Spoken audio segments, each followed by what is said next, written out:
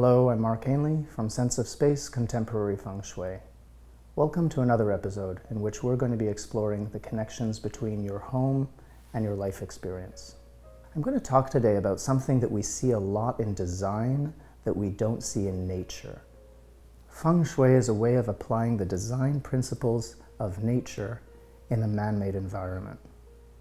Now, there's something that we see in modern architecture that we don't see as much in the natural world, and that's straight lines. Of course, we do see some straight lines in nature, but they usually only continue for a short space.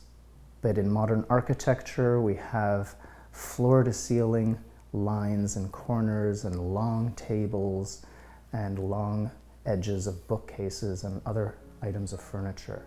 And these create sharp angles that we don't really see in the natural world, and they have an aggressive quality. If you think about what you see that's straight, completely linear in the natural world, two such items are porcupine and cactus quills.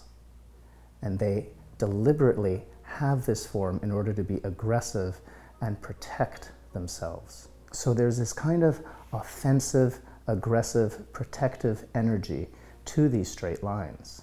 If you look at a tree or a flower or something else natural which doesn't have that aggressive quality, you'll notice that what looks straight isn't completely straight. There's usually a little bit of a bend or some deviation in the shape. And you can notice this as well on the human body. Our fingers, our arms, our legs, the things that we think are straight are actually not entirely, not to the same extent as modern architecture and furniture. When we're surrounded by so many straight lines, we're surrounded by the same quality of energy that those porcupine and cactus quills have. There's this harsh, speedy, aggressive energy. Now keep in mind that a straight line is the shortest distance between 2 points. And our cities and our architecture are built on these forms. And our culture is very much a go, go, go, bottom line, let's get it done quickly kind of society. Now, there's nothing wrong inherently with having that approach and having that intention. It makes sense to be efficient, but in reality, life doesn't always flow in a straight line. It usually doesn't. And when our architecture has straight lines to support that clarity, but also has softer, meandering shapes to support going with the flow, that can enhance our mindset to be able to embrace both methodologies, being able to be linear, be clear, but also being able to be creative and adaptable. So the biggest suggestion I have in your space is to, for sure, have those straight lines, have a flat table. It's very convenient for writing. Shelves on a bookshelf, makes sense to have those be flat because they're going to hold your books well. But offset them with some softer, irregularly shaped items.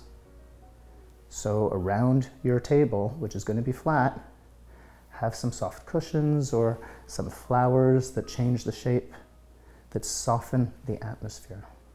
The corners of a room are where 3 straight lines intersect. So that's a perfect place to enhance the space with something enlivening.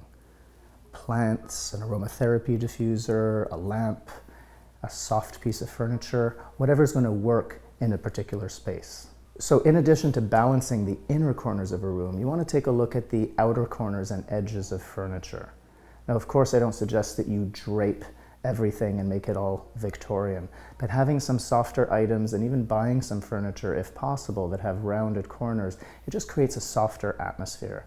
Those straight lines really are hard and harsh and cutting, and I can tell you from personal experience, having tripped in a hotel room and hit my head and ended up in quite a medical emergency by having my head hit the sharp edge of a piece of furniture, that those straight lines really do have a hard, aggressive energy.